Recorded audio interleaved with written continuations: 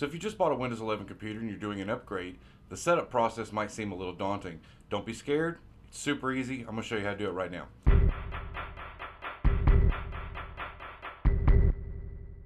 So on this first screen that pops up where it asks you, is this the right location? You're just going to click yes. The next screen that comes up is going to ask you if it's the correct keyboard configuration. If you're in the United States or Canada, whatever country you're in, just select that and click yes. This next option is if you want to add a secondary keyboard. Say you had a numeric keypad separate from your regular keyboard. If you don't, just click skip. This next screen is going to ask you to connect to a wireless network if it has wireless built in. If it doesn't, it'll skip this. So just select your wireless name and type in your password. Once you've typed it in, just click on next. And then once it verifies the password is correct, you just go ahead and click next. This next step goes out to Microsoft to see if there's any updates that it needs in order to continue the update process. So on this next step, just want to go ahead and click accept, because you're just accepting the terms of service of Microsoft. Now what you want to do is give the computer a name. This is not the name that you're going to log in with. This is the name of the computer. And it doesn't matter. You can call it family computer, you can call it kids, you can call it machine, whatever you want to call it, just give it a name. Once you've done that, go ahead and click next. So at this point, it's going to continue the process. It's going to restart your computer, and then it's going to bring it back up to here to continue the installation. At this point, you want to log in with your Microsoft account. Now, if you don't have one, you can just click create one, and a screen pops up, lets you create an account. Doesn't take but 2 seconds. If you have a Gmail or any other email address, you can just use that. This is only to create an account on the machine. I'm going to log in with my Microsoft account, if I can remember the password. Now, in this case, it's going to ask me for a code that's going to go to my email address. Okay, so I have the code for my email, so I'm just going to go ahead and enter it. It's a 6 or 7 digit code.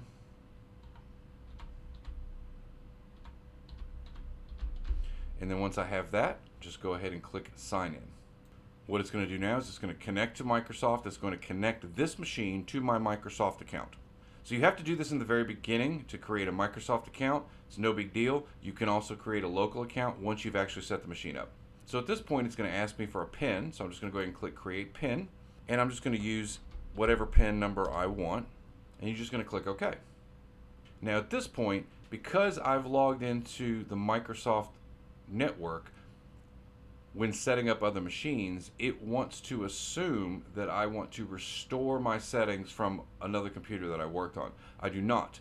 So I'm just going to choose set up as a new device. Now obviously if you want to synchronize your stuff, if you're say reinstalling Windows and you start from scratch, yes, you could do that and it will restore anything from OneDrive and certain apps and settings and things like that.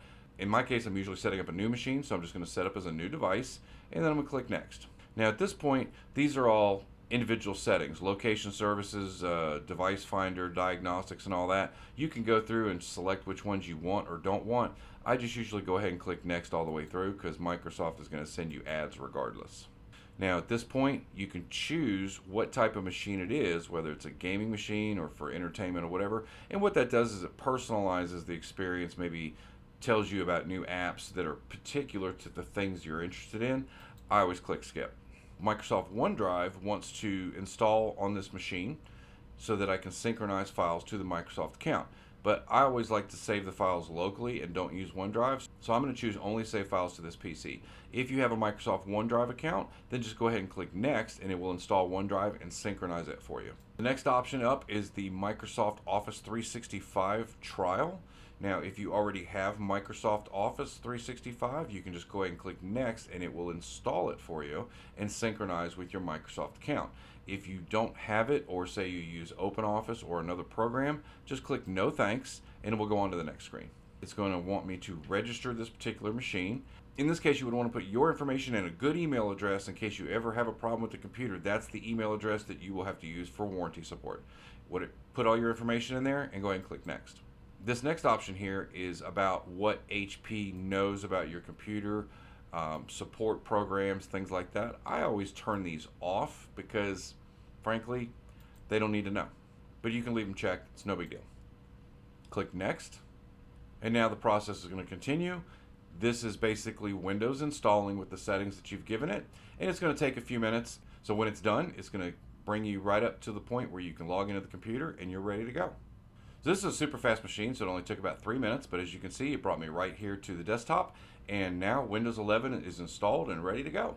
So I hope this helped you, and when you get that Windows 11 machine, you'll be able to install it with no problem and no worries. Thanks so much for watching. I'll see you in the next video.